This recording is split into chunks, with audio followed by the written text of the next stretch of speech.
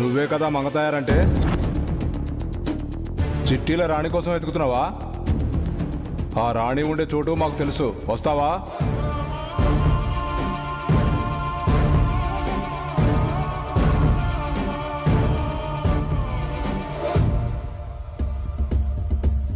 అవును, ఎవరు మీరు? నా పేరు మంగతాయారని మీకెలా తెలుసు? నేను చిట్టీల రాణి కోసమే వెతుకుతున్నానని ఎలా తెలిసింది మీకు? చెప్పండి. అరే, అడుగుతుంది మిమ్మల్నే, చెప్పండి.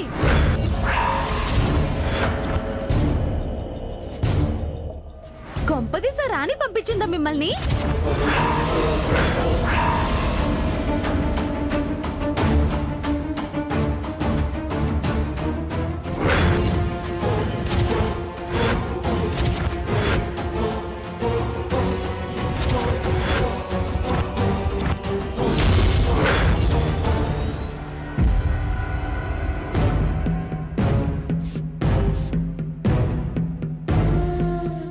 అదేంటండి అలా ఉండిపోయారు?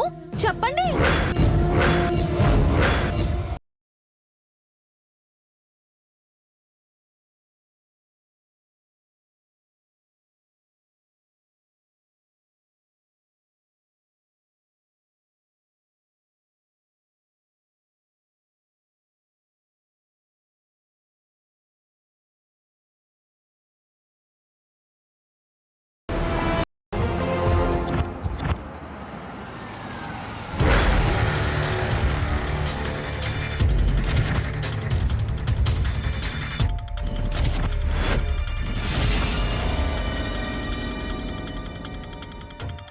పోలీసులు చెక్ చేస్తుర్రా. పల్లెటూరు దానికోసం పోలీస్ చెకింగా? రేయ్, దీనికోసం కాదురా, రెగ్యులర్ నాకాబంది. ఎందుకు మామ టెన్షన్? మనమేం మందు కొట్టలే కదా. రేయ్, మందు కన్నా ప్రమాదం ఆ అమ్మాయిని కిడ్నాప్ చేసి వెహికల్లో తీసుకెళ్లడం. పోలీసులకు దొరికితే మనకు ఊచలే. ఏం చేద్దాం?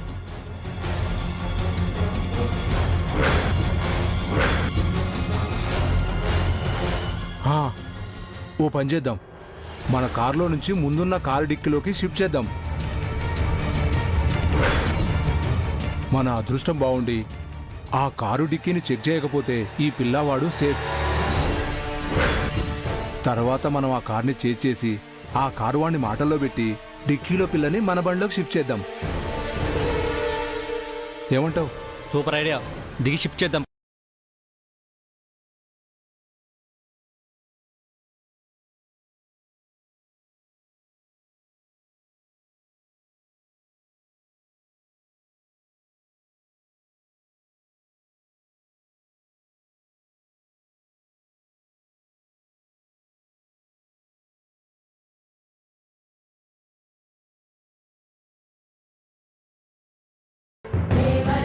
सेव्यमान पावनाग्रि पंकजं ज्ञानयज्ञसूत्रमिन्दुशेखरं कृपाकरं नारदादि योगि वृन्दवन्दितं दिगम्बरं काशिकापुराधिनाथ कालभैरवं भजे भानुकोटिभास्वरं भवाब्धितारकं परं नीलकण्ठमीक्षितार्थदायकं त्रिलोचनं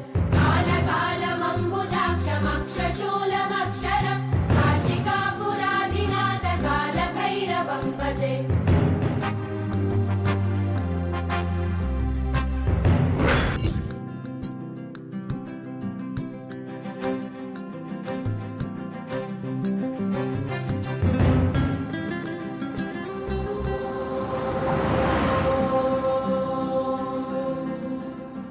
సార్ నమస్తే సార్. హాయ్. ఏయ్, సార్ ఎవరనుకున్నారు? దారి వదలండి. సారీ సార్, మీరని తెలుసుంటే ముందే తీసి పంపించేవాడిని sir. It's okay, car check చేయాలనుకుంటే చెక్ చేసుకోండి, నో ప్రాబ్లం. పర్లేదు సార్, భలేవారు సార్, మీరు వెళ్ళండి సార్. Thank you.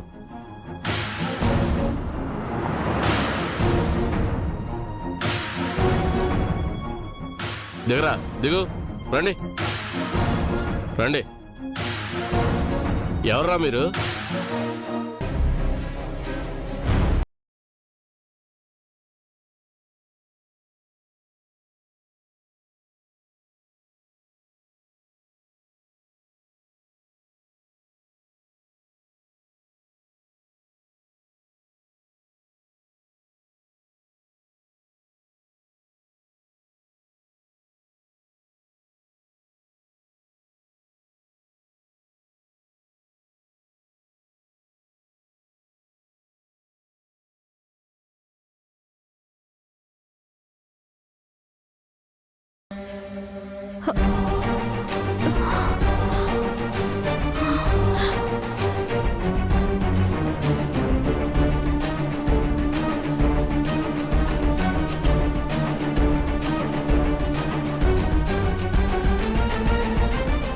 నేనెక్కడున్నాను?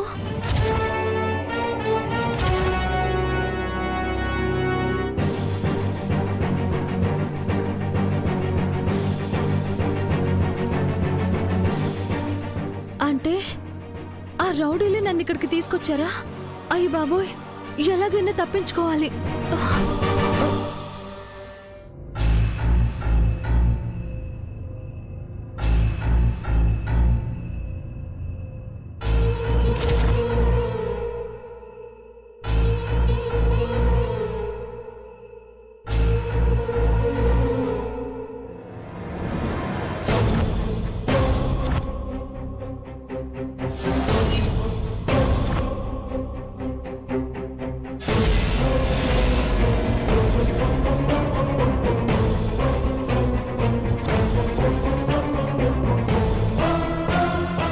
వీళ్ళింటికొచ్చానేంటి?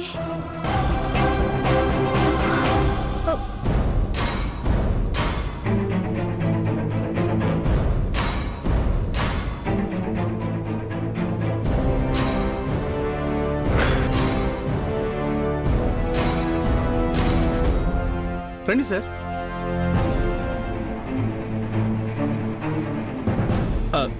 రండి సార్, చూడండి చూడండి సార్.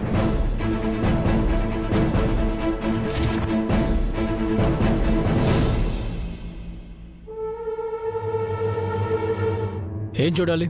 మేడం గారిని. ఎక్కడుంది? ఇక్కడే సార్.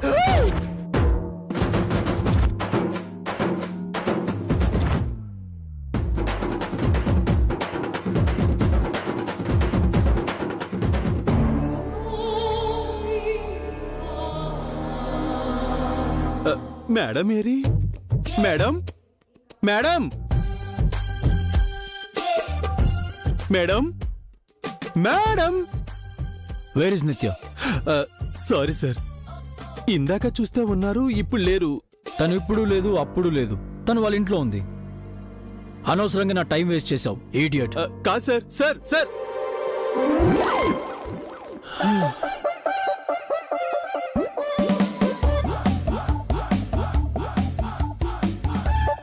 నిత్యా మేడం ఇంట్లో ఉంటే డిక్కీలో ఉన్నట్టు నాకెందుకు కనిపించింది? అసలు కనిపించిందా లేక నాకు అలా అనిపించిందా?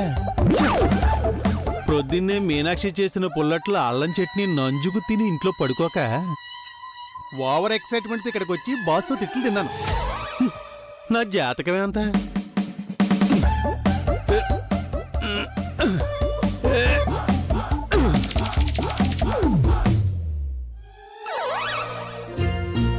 అమ్మయ్యా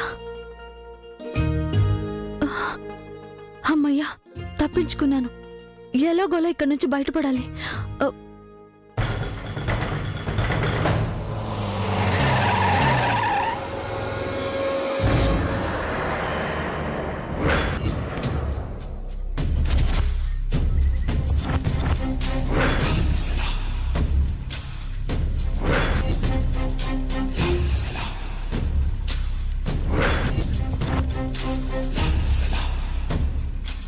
నీకు గుళ్ళు గోపురాలు తిరిగే అలవాటుందా? చూడు, నాకు అనవసరంగా కోపం తెప్పించకు.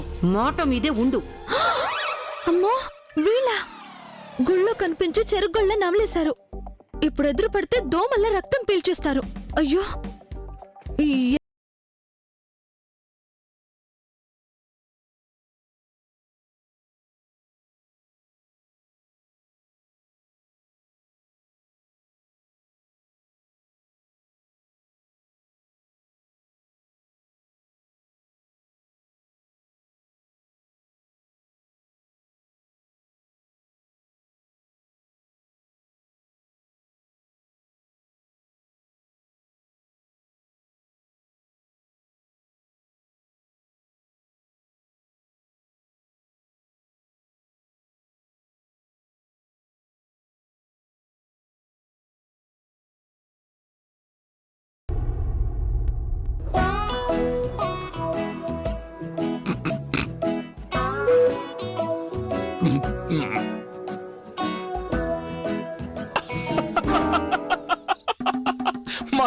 అలా జరిగిందన్నమాట. సిటీ బస్సు లాగా ఒక్క రోజులో ఎన్ని ఏరియాలు తిరిగి వచ్చావు? ఏంటి బాబాయ్, నా కష్టాలు నీకు కామెడీగా ఉన్నాయా? అది కాదు మంగా. అవును, నీ బ్యాగ్ ఏది? అదెక్కడో పడిపోయింది. ఆ రాణి మనుషులే కొట్టేసుంటారు. సరిపోయింది. బ్యాగ్ ఇక్కడే పెట్టి వెళ్ళవే అని ఉదయాన్నే చిలక్కి చెప్పినట్టు చెప్పాను, విన్నావా? ఆ సంచిలో సౌదీ రాజు సంపద ఏదో ఉన్నట్టు వెంట తీసుకెళ్ళావు. ఇప్పుడు చూడు ఏమైందో. రావాల్సిన డబ్బులు రాకపోగా ఉన్న డబ్బులు కూడా పోయాయి. అందుకే నాలాంటి పెద్దవాళ్ళు చెప్పిన మాట వినాలి అనేది. ఈ ఊళ్ళో అంతా పగటి వేషగాళ్లే ఉంటారని నాకేం తెలుసు?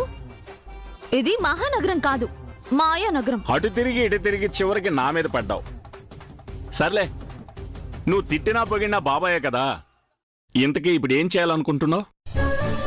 అదే అర్థం కావట్లేదు బాబాయ్. తిరిగి తిరిగి అలసిపోయి వచ్చావు. మంచి కూర వండాను, ప్రస్తుతానికి భోంచేయి. ఆకలిగా లేదు బాబాయ్. అదేంటే, నీ మనసు ఎలాగో బాధపడుతుంది. శరీరాన్ని కూడా ఎందుకు కష్టపెడతావు? మనసు బాగుంటేనే కదా బాబాయ్ శరీరానికి ఆకలేసినా ఆనందం వేసినా. ఈ ఊరు గురించి మా అమ్మ ముందే చెప్పింది, నేనే వినలేదు. ఆవేశంగా వచ్చాను, ఓడిపోయాను. మా అమ్మ అన్నట్టు ఇది ఆత్రేయపురం కాదు బాబాయ్. ఈ అన్యాయాలు అక్రమాల మధ్య నేను ఉండలేను. మా ఊరు వెళ్ళిపోతాను బాబాయ్.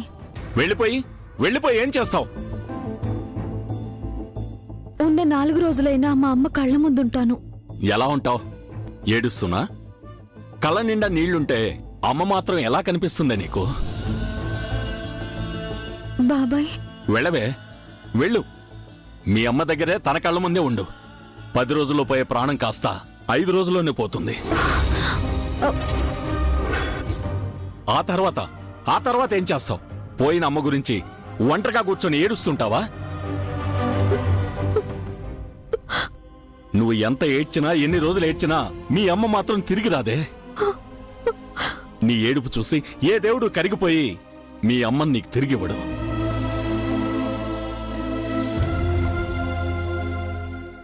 తెలుసు బాబాయ్, కానీ నేనేం చేయను. ప్రయత్నం చేయి.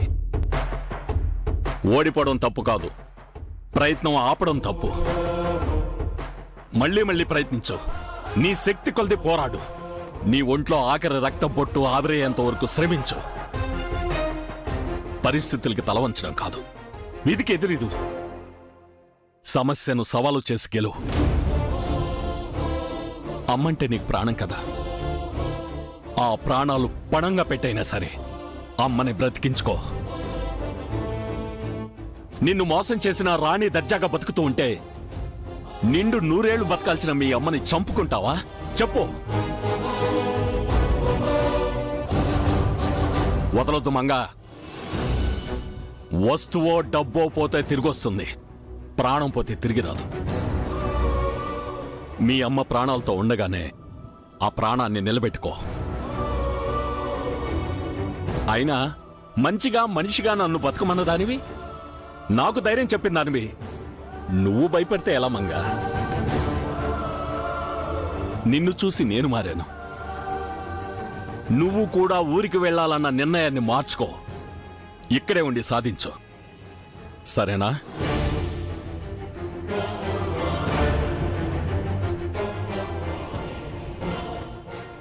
అలాగే బాబాయ్, ఉంటాను. అమ్మని బ్రతికించుకుంటాను. అమ్మాయ్యా, ఇప్పుడు నాకు తృప్తిగా ఉంది. భోంచేసి త్వరగా నిద్రపో. రేపు పొద్దున్నే ఏం చేయాలో ఆలోచిద్దాం.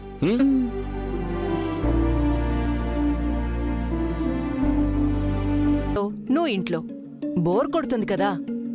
24 అవర్స్ ఆఫీస్లోనే ఉండడు కదా. బట్ 24 అవర్స్ నువ్వు ఇంట్లోనే ఉండాలిగా. జై ఇంట్లో లేనప్పుడు ఆ ఇంటి మనుషులతో నువ్వు కలిసి ఉండాలి. ఆమె రైట్? యా, వాళ్ళతోనే ఉండాలి. మరి వాళ్ళ గురించి నీకేం తెలుసు? ఆ ఇంట్లో జై వాళ్ళ గ్రాండ్ మా ఉన్నారు, జై వాళ్ళ పేరెంట్స్ ఉన్నారు, జై వాళ్ళ ఆంటీ అంకుల్ ఉన్నారు, స్వప్న ఉంది, అంతే కదా. నేను అడిగింది ఆ ఇంట్లో ఎవరెవరు ఉన్నారు అని కాదు, ఎవరెవరు ఎలాంటి వాళ్ళు అని, వాళ్ళ మనస్తత్వాలు ఏంటి అని. I don't know. వాళ్ళతో నేను పెద్దగా ఇంటరాక్ట్ అయింది లేదు కదా. పెళ్లి చూపులో ఫస్ట్ టైం చూశాను, తర్వాత ఎంగేజ్మెంట్లో మళ్ళీ కలిశాను, బట్ పెద్దగా మాట్లాడుకోలేదు. అందుకని నేను ఒక ప్రోగ్రాం అనుకుంటున్నాను. ఏంటి మామ్? ఒక 5 days నువ్వు ఆ ఇంట్లో స్పెండ్ చేసేలా ఏర్పాటు చేస్తున్నాను. వాట్? పెళ్లికి ముందు 5 days ఆ ఇంట్లోనా? ఎస్, 5 days కాకపోతే 1 week ఉండు. No way ma'am. పెళ్లికి ముందు ఎలా ఉండగలను? అదే కదా టెస్ట్.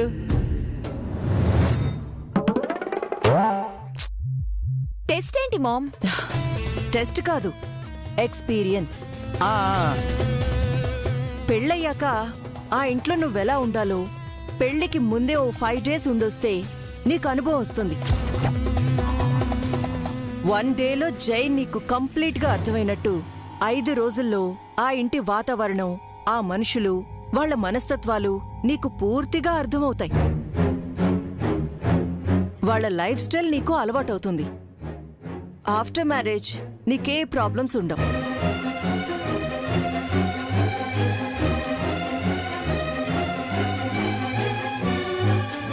Yeah, you're right. వినటానికి బాగుంది, బట్ ఇస్ ఇట్ పాసిబుల్? ఏ, ఎందుకు సాధ్యం కాదు? మీ అమ్మను తక్కువ అంచనా వేస్తున్నావు నిత్య. స్వరూప శ్రీనివాస్ తలుచుకుంటే ఏదైనా పాసిబులే. నేను చెప్తోంది మామ్ గురించి కాదు మావయ్య, ఆ ఇంటి గురించి. వాళ్ళది చాలా ట్రెడిషనల్ ఫ్యామిలీ అని ఎంగేజ్మెంట్ రోజే తెలిసింది కదా. మరి పెళ్లికి ముందు నన్ను ఆ ఇంటికి రానిస్తారా? అసలు ఒప్పుకుంటారా? నువ్వు ఒప్పించాలి. ఎవరిని? జైని. జై కూడా ఆ ఫ్యామిలీలో ఒక మెంబర్ కదా మామ్. బట్ తను నీకు కాబోయే లైఫ్ పార్ట్నర్. కానీ మామ్, ఏంటి నిత్య, 24 hours తనతో నువ్వు ఉండడానికి జై నిన్ను కన్విన్స్ చేసినప్పుడు ఒక 5 days వాళ్ళ ఇంట్లో ఉండడానికి జైని నువ్వు కన్విన్స్ చేయలేవా?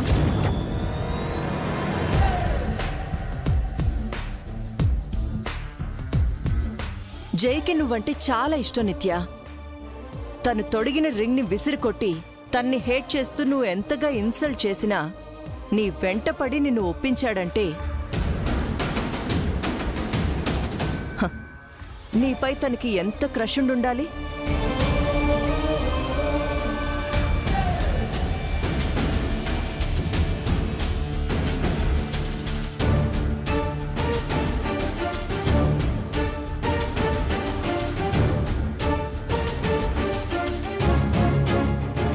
ఇప్పుడు నువ్వేం చెప్పినా జై వింటాడు నిత్య. తనకి నువ్వు కావాలి.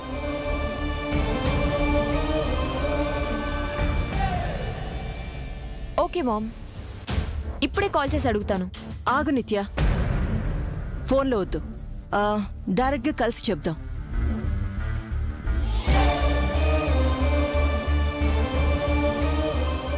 అలాగా? Okay. Really sweet of you ma'am. I love you so much. ఎందుకు? నా గురించి ఇంత కేర్ తీసుకుంటున్నందుకు.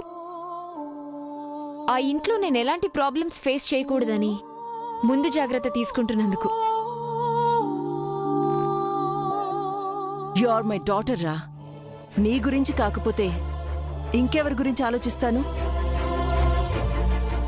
ఇన్నాళ్ళు నువ్విక్కడ ఎలా ఉన్నావో నీ పెళ్లి తర్వాత కూడా ఆ ఇంట్లో నువ్వు అలాగే ఉండాలని నా కోరిక. Thank you ma'am. That's okay.